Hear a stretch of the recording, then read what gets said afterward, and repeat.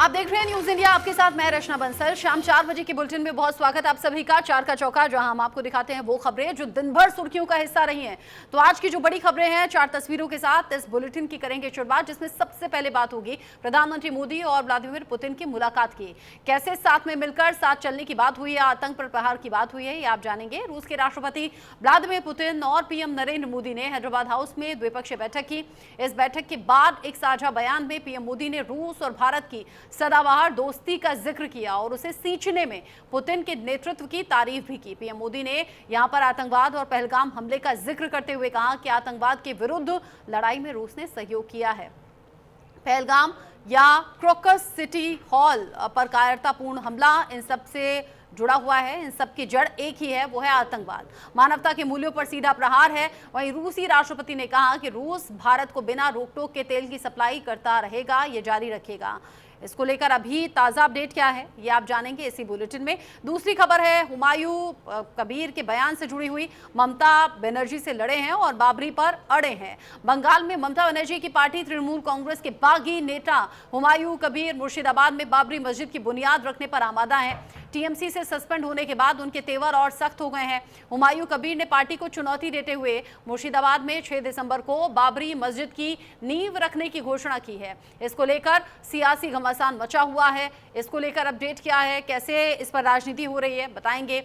तीसरी तस्वीर है फर्जी कागजात और अब्दुल्ला को फिर से हो गई है 7 साल की सजा। रामपुर के चर्चित फर्जी पासपोर्ट मामले में समाजवादी पार्टी के नेता आजम खान के बेटे और पूर्व विधायक अब्दुल्ला आजम को एक बार फिर से 7 साल की सजा सुनाई गई। इतना ही नहीं, 50,000 का जुर्माना भी लगाया गया है। एमपी एमएलए कोर्ट ने उन्हें वीडियो कॉन्फ्रेंसिंग के जरिए सुनवाई के बाद दोषी ठहराया। जन्म तिथि में हेरफेर से जुड़े हुए मामलों में ये लगातार उनकी तीसरी सजा है। साथ ही एक जो बड़ी तस्वीर और आज की कह सकते हैं सबसे बड़ी खबर है वो इंडिगो से जुड़ी हुई है। Emergency at IndiGo. सस्ते और आसान हवाई सफर के लिए मशहूर इंडिगो एयरलाइंस इस वक्त भीषण संकट से जूझ रहा है। देश भर में इंडिगो की फ्लाइट्स ने लोगों को हाहाकार करने पर मजबूर कर दिया। नेटवर्क और ऑपरेशन में तकनीकी खामी के कारण इंडिगो एयरलाइंस की सभी डोमेस्टिक फ्लाइट रद्द कर दी गई हैं। ऐसे में यात्रियों को काफी ज्यादा परेशानी का सामना करना पड़ रहा है। इंडिगो एयरलाइन की तरफ से जल्द ही फ्लाइट ऑपरेशन सामान्य करने की बात भी कही गई है, लेकिन पिछले 2 दिन से चल रही यह समस्या शुक्रवार को यानी कि आज बहुत ज्यादा बढ़ गई है, इसलिए भी चिंताएं हैं। तो ये जो 4 बड़ी खबरें हैं, 4 बड़ी खबरें डिटेल से आप तक पहुंचाएंगे 4 का चौका में, साथ में जुड़े रहिए।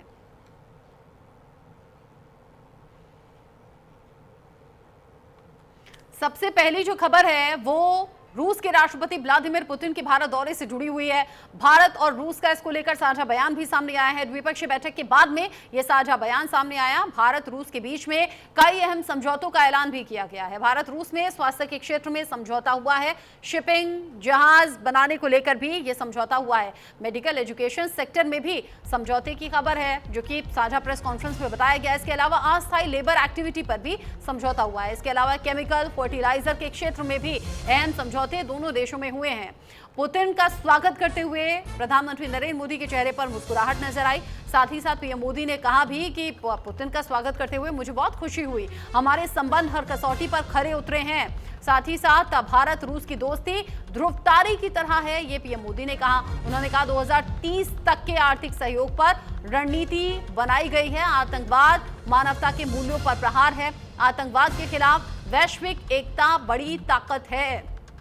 वैश्विक एकता का भी जिक्र किया, आतंकवाद के खात्मे का जिक्र किया। दोनों देशों के बीच में अहम बातचीत हुई है, ये पुतिन की ओर से भी बताया गया। साथ ही पुतिन ने बोला, शानदार स्वागत के लिए मैं बहुत धन्यवाद करता हूं। भारत और रूस के बीच में संपर्क और ज्यादा सुगम होगा। पीएम मोदी के साथ मिलकर काम कर रहे हैं। भारत रूस में लगातार बातचीत हो रही है। भारत के साथ में व्यापार और ज्यादा बढ़ाने की बात पुतिन ने कही है। 2030 तक $100 अरब का व्यापार करने की बात पुतिन ने कही। भारतीय अर्थव्यवस्था बहुत तेजी के साथ आगे बढ़ रही है, इस बात की तारीफ भी पुतिन ने की है। आतंकवाद के विरुद्ध लड़ाई में भारत और रूस ने लंबे समय से कंधा मिलाकर सहयोग किया है।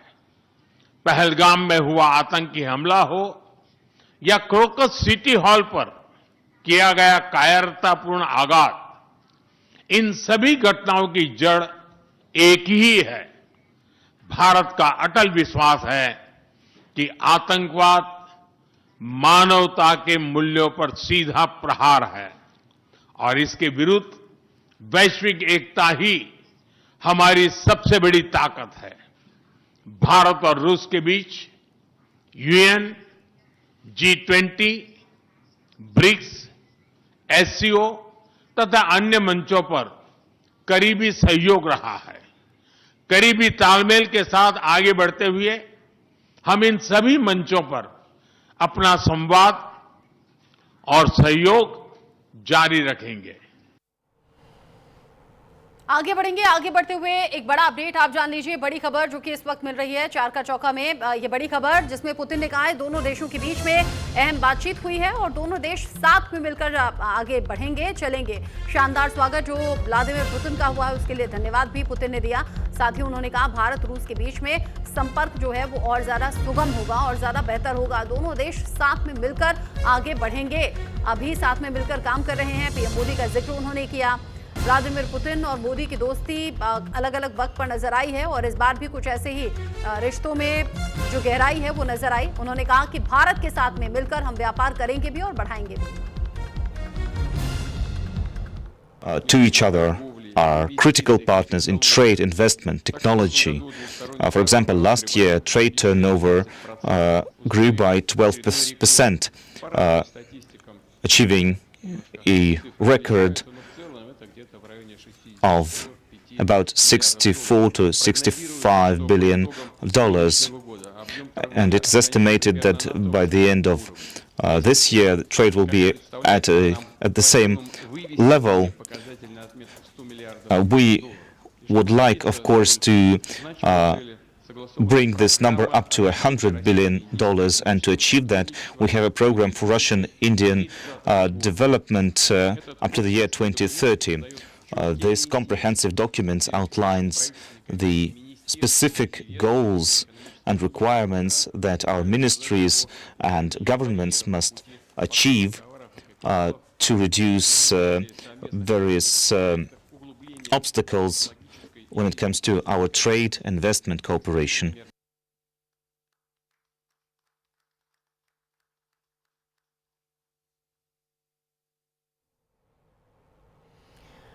ये अलग अलग चार तस्वीरें आप देख लीजिए। चार तस्वीरें राष्ट्रपति भवन में व्लादिमीर पुतिन की हैं। किस तरीके से पुतिन को गार्ड ऑफ ऑनर दिया गया, साथ ही साथ सेना की सलामी भी पुतिन को दी गई। जिस तरीके से राजघाट में भी बापू को नमन करते हुए व्लादिमीर पुतिन की तस्वीरें सामने आई। ऐसा होता है जब भी कोई विदेशी मेहमान सामने आता है, उसे खास तौर क्योंकि अतिथि देवो भव की भी हमारा कल्चर है और साथ ही साथ प्रधानमंत्री मोदी और व्लादिमीर पुतिन के जो रिश्ते हैं वो दोस्ती वाले हैं। भारत और रूस के जो रिश्ते हैं वो दशकों पुराने और गहरे हैं, मित्रता वाले हैं और ये मित्रता शानदार स्वागत के तौर पर भी नजर आई।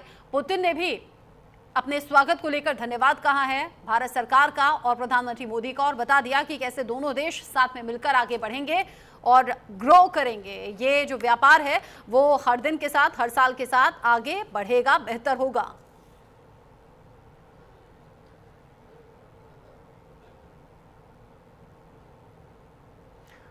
मेरे साथ इस पर बात करने के लिए डॉक्टर डीके गुप्ता जुड़ गए हैं विदेश मामलों के जानकार के तौर पर। डीके गुप्ता जी, जो तस्वीरें सामने आ रही हैं अभी व्लादिमीर पुतिन और प्रधानमंत्री नरेंद्र मोदी की दोस्ती की भी हैं, दोनों देशों की बढ़ते और गहरे होते रिश्तों की भी हैं और ये जो रिश्ते हैं मित्रता वाले, ये आज के तो है नहीं, दशकों पुराने हैं, जिसे आगे बढ़ाने का काम आज की डेट में मोदी और पुतिन साथ में मिलकर कर रहे हैं। जी जी जी, देखिए अगर भारत और रूस के रिश्तों को अगर हम देखें तो ये रिश्ते जो यूएसएसआर था, यूएसएसआर जब टूटा तब भी भारत के रिश्ते ऐसे ही बने रहे। जब अमेरिका का चाइना का राइज अप हो रहा था तब भी ऐसे ही बने रहे और जिस तरह से भारत और अमेरिका के बीच में जब मनमोहन सिंह और जॉर्ज बुश की दोस्ती परवान चढ़ी तब भी ऐसे ही बने रहे। तो ये सारे रिश्ते जो है अभी जो यूक्रेन वार हुआ तब भी जो है ऐसे ही बने रहे। तो सब मिला जुला के अगर आप देखेंगे तो भारत के रिश्ते जो है पिछले 50-60 सालों से रसिया के साथ ऐसे ही बने रहे हैं और यहाँ पे जो ज्वाइंट स्टेटमेंट देख रहा हूँ और जो उसमें वो सारी उसी परिपाटी पर है। जैसे 2030 तक हमारे भारत और रसिया के बीच में $100 बिलियन तक व्यापार बढ़ाने की बात पहले ही प्रधानमंत्री मोदी और पुतिन के बीच में हो चुकी है, जो इसमें रिपीट की गई है। लेकिन उसमें एक चैलेंज है चैलेंज है कि भारत का और जो रसिया का जो व्यापार है वो एक तरफा है, उसको किस तरह से कम घाटे में लाया जाए, जिस तरह से कि जापान, चीन और रसिया का भी व्यापार 245 बिलियन डॉलर का है, लेकिन उसमें चीन को घाटा 19 बिलियन डॉलर का होता है। तो उस हिसाब से अगर हम देखेंगे तो किस तरह से हम लोगों को उस घाटे को कम लाना है, ये भारत के लिए एक टेढ़ी खीर भी होगी, चैलेंज भी होगा। हाँ। यहाँ के नीति निर्धारक के लिए और जो नीति आयोग में बैठे हुए हैं, क्योंकि भारत अभी भी रसिया जो है कमोडिटी का जो बिजनेस करता है वो सारे बिजनेस जो है यूरोप से और चाइना से करता है। भारत से अभी उसको छोटी कार हो गई या दवाइयां हो गई या लेबर प्रोजेक्ट जैसे लोग जिसमें लेबर ज्यादा लगते हैं, इनकी चीजें हैं, वो जो चीजें हैं जब तक नहीं बढ़ेंगी तो भारत का हिस्सेदारी इसके अंदर नहीं बढ़ेगी। रही बात टेररिज्म पे जो बात हुई है, देखिए टेररिज्म पे भारत को जहां तक मैं जानता हूं रसिया हमेशा इनपुट देता है, इंटेलिजेंस इनपुट। हालांकि भारत के साथ जो लड़ाई रही है आतंकवाद के खिलाफ भारत की, उसमें कहीं ना कहीं डायरेक्ट इन्वॉल्वमेंट रसिया का नहीं रहा है, क्योंकि हमारे लिए वो एक आतंकवादी घटना होती है, विश्व परिपाटी में उसको किस तरह देखा जाता है वो अलग अलग देश की फॉरेन पॉलिसी देखती है। लेकिन उसके बावजूद भी इंटेलिजेंस इनपुट भारत को हमेशा जैसे ऑपरेशन सिंदूर में मिला, वैसे वैसे भारत को मिलता रहा है। तो ओवरऑल जो ज्वाइंट स्टेटमेंट है और जो इनकी मीटिंग है वो एक चीज में और बहुत महत्वपूर्ण है, क्योंकि यहाँ पे मोदी जी को बहुत ही बैलेंस बना के चलना था, क्योंकि हमारी एक बहुत बड़ी डील अमेरिका से भी होने जा रही है और इंडिया पैसिफिक में बने रहने के लिए अगला सवाल इनफैक्ट मैं यही पूछने वाली थी आपसे कि इस मुलाकात पर, इस दौरे पर चीन पाकिस्तान की नजर कैसे, क्योंकि अब तो बांग्लादेश को भी मुझे लगता है इंक्लूड कर लेना चाहिए। साथ ही साथ ये जो अभी ऑपरेशन सिंदूर 2 का जिक्र बार बार हो रहा है, उसमें कुछ डिफेंस डील या कुछ अत्याधुनिक हथियारों को लेकर जो भारत और रूस के बीच में डील हो जाए बेहतर, उसे आप कैसे देख रहे हैं? भारत में जब पुतिन आ रहे हैं तो इस दौरे पर अमेरिका यानी कि ट्रंप की नजर कैसे होगी ओवरऑल? देखिए अमेरिका की नजर इस मसले पर होगी कि अमेरिका केवल एक चीज देख रहा होगा। देखिए अमेरिका दुनिया का सबसे ज्यादा तेल बेचने वाला देश है, सबसे ज्यादा प्रोडक्शन वो करता है। तो जहां भी भारत की, जैसे ईरान से तेल ज्यादा खरीद रहा था भारत, तो वहां पे उन्होंने कुछ प्रतिबंध लगाए। वेनेजुएला से भारत खरीद रहा था तो वहां से प्रतिबंध लगाया, क्योंकि भारत बहुत बड़ा परचेजर है तेल का। तो वो किसी तरह से वो भारत की को मोड़ना चाहता है कि तेल हमसे खरीदे ताकि मेरी जो है मार्केटिंग चलती रहे। तो एक नजर है, और यहाँ पे उसकी एक नजर होगी कि उसको कोई मतलब नहीं कि यूक्रेन के मसले पे क्या बात हुई इनकी, क्या नहीं हुई। उनको बस ये मतलब है कि क्या भारत अभी भी वो ऑयल जो कि खरीद रहा है उसकी मात्रा कितना कम तक कर सकता है, क्योंकि भारत जितना ही कम करेगा उसकी मात्रा को, उतना ही वो अमेरिका से खरीदेगा, तो अमेरिका के मार्केट को फायदा होगा। तो ये सारी चीजें जो है अमेरिका के निगाह में होंगी। उसको यूक्रेन वाले, मतलब मैं जो समझ पा रहा हूँ, यूक्रेन वाले इशू में उसको कोई ज्यादा दिलचस्पी नहीं है कि क्या बात यूक्रेन के बारे में हुई होगी, क्योंकि वो जानते हैं कि प्रधानमंत्री मोदी जरूर इसका समर्थन करेंगे कि हमको शांति से युद्ध को समाप्त करना चाहिए। लेकिन भारत अपने रेजिलियंस को बनाने के लिए, अपने जो स्ट्रेटेजिक पॉइंट ऑफ व्यू से अपने आप को स्ट्रांग रखने के लिए और अपनी डेमोक्रेसी को एकदम बेस्ट बनाए रखने के लिए वो वही करेगा जो भारत के हित में रहा है। और भारत पिछले 2014 से अगर देखा जाए तो ऐसे ही लगातार चल रहा है, और इसके पहले भी जो टैरिफ लगे थे उसमें भारत ने भी कभी भी अमेरिका के सामने बो डाउन नहीं हुआ। तो यहाँ पे अमेरिका की नजर तो इस बात की होगी कि भारत और उनके बीच बिजनेस किस रूट में जा, क्या हमारे बिजनेस उधर सरक के जाएगा क्या। रही बात पाकिस्तान की और चाइना की, देखिए चाइना इसको ऑब्जर्व जरूर कर रहा होगा, बस चाइना ये देखेगा कि इनके बीच फैसले क्या हुए हैं। चाइना को पता है कि उसकी भी ज्यादातर टेक्नोलॉजी है रसिया चुराई गई है, तो और भारत चाइना से कोई हथियार खरीदता नहीं है। तो उसका कंसर्न बस ये रहेगा कि जो है कोई ऐसी चीज ना हो जो इंटेलिजेंस शेयरिंग की, जिससे कि हमारे बीच में उनके बीच में कोई तलखी हो। तो मैं समझ पा रहा हूं। और रही बात पाकिस्तान के, पाकिस्तान को कोई फर्क पड़ता नहीं है इससे, क्योंकि पाकिस्तान की कोई अपनी खुद की एक फॉरेन पॉलिसी है नहीं। उनकी फॉरेन पॉलिसी नॉर्मली आर्मी और उनके जो है अमेरिका और कुछ ऐसे देश चलाते रहते हैं, तो भारत को उसको कोई फर्क नहीं पड़ रहा है। जी ठीक है, बहुत शुक्रिया डॉक्टर डी.के. गुप्ता जी, ये पूरी जो जानकारी है आसान भाषा में हमारे दर्शकों तक समझाने के लिए, क्योंकि बड़ी निगाहें हैं व्लादिमीर पुतिन के इस दौरे पर, न सिर्फ बाकी देशों की बल्कि सबसे पहले हिंदुस्तान के लोगों की। बहुत शुक्रिया साथ में जुड़ने के लिए। आगे बढ़ेंगे, अगली जो खबर है वो पश्चिम बंगाल से जुड़ी हुई है। अपने बयान पर कायम है हुमायूं कबीर। कल 12 बजे बाबरी मस्जिद का शिलान्यास होगा, एक बार फिर से दोहरा दिया है। शिलान्यास के लिए जमीन भी फाइनल की है। हुमायूं कबीर जो कि अपने विवादित बयान के चलते ही परेशानियों में आ गए, यहां तक कि टीएमसी ने उन्हें पार्टी से निष्कासित भी 6 साल के लिए कर दिया। टीएमसी को यह तक कहना पड़ गया कि हुमायूं कबीर के बयान से हमारा कोई लेना देना नहीं है, पार्टी लाइन अलग है, क्योंकि हुमायूं कबीर ने कहा था कि 6 दिसंबर बाबरी मस्जिद का शिलान्यास वो करेंगे। और अब एक बार फिर से दोहरा रहे हैं, पार्टी से अलग होने के बावजूद कल 12 बजे बाबरी मस्जिद के शिलान्यास की बात कह रहे हैं जमीन भी फाइनल हो गई है। अपने इसी बयान के चलते विवादों में आए, टीएमसी ने पार्टी से निकाल दिया। अब लगातार जो बीजेपी है वो आक्रामक रही और अब हुमायूं कबीर जो हैं वो अभी भी अपने बयान पर अड़े हुए हैं, टिके हुए हैं। आने वाले वक्त में पश्चिम बंगाल में चुनाव भी होना है और जब बीजेपी ने इस मुद्दे को जोर शोर से उठाया तो टीएमसी समझ गई कि नुकसान हो सकता है और इसीलिए टीएमसी आलाकमान की तरफ से फैसला लिया गया, हुमायूं कबीर को पार्टी से बाहर निकाल दिया गया। लेकिन अभी भी हुमायूं कबीर अपने बयान पर कायम। शेड्यूल प्रोग्राम वैसा ही है, कल 12 बजे यह कुरान तलावत होगी 2 घंटा के लिए, फिर वो मस्जिद का नींव रखोगी और मस्जिद का भित्ति स्थापन होगी। आज यहाँ रेजीनगर में आप ये जो जमीन देखने आए हैं, क्या इसके लिए पूरी बात हो चुकी है? कोई उल्टा सीधा बोलने का कोई कोशिश नहीं करे, जमीन देखने नहीं आया। यह प्रोग्राम होगा डायस बनाने के लिए यहाँ आएगा, क्या जमीन देखोगे? हर रोज उल्टा सीधा क्वेश्चन क्यों कर रही? नहीं, किसी जमीन पे पढ़ेंगे, वहाँ शिलान्यास होगी कल 12 बजे, आपको नजर आएगा। कहाँ पे होगा थोड़ा बताइए। कहाँ पे होगा? कल 12 बजे आइए ना, बार बार एक ही सवाल पूछते हैं। यही है, यही से देख लेंगे कहाँ हो।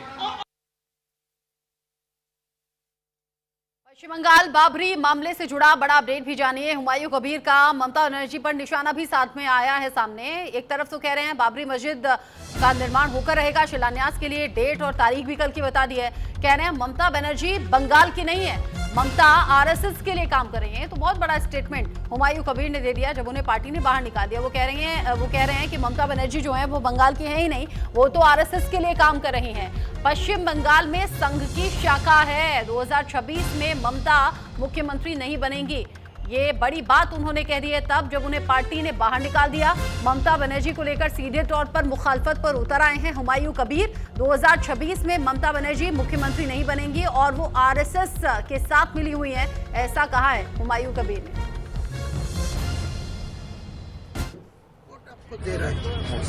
ममता बनर्जी जो सीएम बना ना, जिसी दिन वो असेंबली का चुनाव था 2011 में, वो 13 तारीख में चुनाव का रिजल्ट हुआ, 13 मई 2011। उसी दिन स्टेट में आरएसएस का ब्रांच ऑफिस था 458। ये 14 साल मुख्यमंत्री रहने के बाद आज के दिन में सारे बांग्ला में, हिंदू इलाका में आरएसएस का ब्रांच ऑफिस हो गया 12,000। इसीलिए अब मालूम पड़ रहा कि मुख्यमंत्री किसके लिए काम कर रहा है, किसके लिए इतना डेवलपमेंट कर रहा है। हुमायूं कबीर पर शंकराचार्य स्वामी अविमुक्तेश्वरानंद सरस्वती का वार भी सामने आया, यानी कि इस बयान के बदले जवाब उनका सामने आया। वो कह रहे हैं बाबर हमारे लिए आक्रांता था। स्वामी अविमुक्तेश्वरानंद ने कहा है कि बाबर हमारे लिए आक्रांता था, जो खुद की पहचान बाबर से बताएगा वो भी हमारे लिए आक्रांता ही होगा। बाबर के लोगों के साथ बाबर जैसा ही बर्ताव होगा। जहाँ तक बाबरी मस्जिद की बात है, हमने बता दिया कि बाबर जो है वो हमारे लिए आक्रांता था, उसने हमारे ऊपर जुल्म ढाए हैं। अगर बाबर से जुड़ करके कोई व्यक्ति अपनी पहचान बताता है तो हम उसको भी आक्रांता ही समझेंगे और उसी अनुसार का व्यवहार उसके साथ करेंगे। इस तरह का बयान पूरे देश में इस समय माहौल ठीक है, माहौल तो बनता ही रहता है, माहौल का क्या करेंगे, कोई न कोई माहौल खड़ा कर देता है। सवाल ये है कि भारत देश में बाबर ने किसी समय आकर के आक्रमण किया, उसने जो किया वो सब हमको पीड़ा पहुंचाने वाला काम है। अब आज की तारीख में अगर कोई व्यक्ति उसी के साथ अपने आप को खड़ा रखता है कि हम बाबर के लोग हैं, तो बाबर के लोग हैं तो बाबर जैसा ही ट्रीटमेंट उनके साथ करना चाहिए। उधर आजम खान के बेटे अब्दुल्ला आजम को फिर से 7 साल की सजा सुना दी गई है। फर्जी पासपोर्ट मामले में ये 7 साल की सजा सुनाई गई है। रामपुर एमपी एमएलए कोर्ट ने मामले में ये फैसला सुनाया है। कोर्ट ने 50,000 का जुर्माना भी लगाया।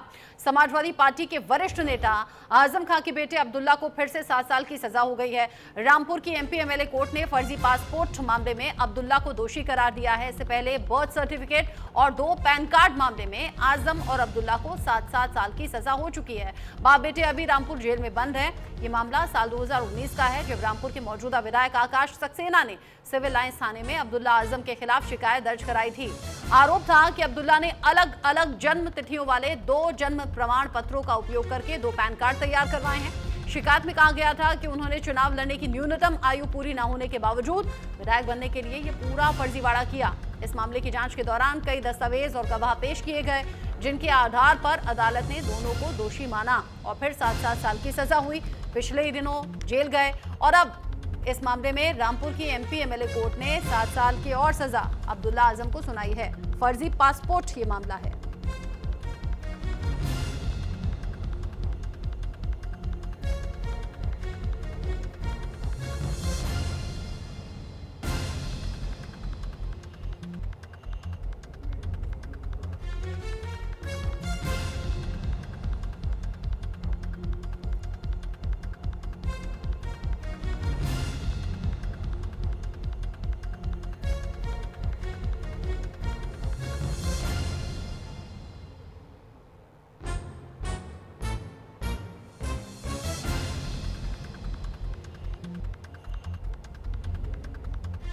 कोर्ट ने 50,000 का जुर्माना भी लगाया है। रामपुर की एमपी एमएलए कोर्ट की तरफ से 7 साल की और सजा अब्दुल्ला आजम के लिए सुनाई गई है। अब्दुल्ला आजम जो कि आजम खान के बेटे हैं, पिछले ही दिनों दोनों पिता पुत्र को यानी कि बाप बेटों को 7-7 साल की सजा सुनाई गई थी, जिसके बाद जेल पहुंचे थे। रामपुर की जेल में ही अभी बंद है और रामपुर की एमपी एमएलए कोर्ट की तरफ से अब फर्जी पासपोर्ट मामले में फैसला सुनाया गया है, जिसमें अब्दुल्ला आजम को 7 साल की सजा सुनाई गई है 50,000 के जुर्माने के साथ।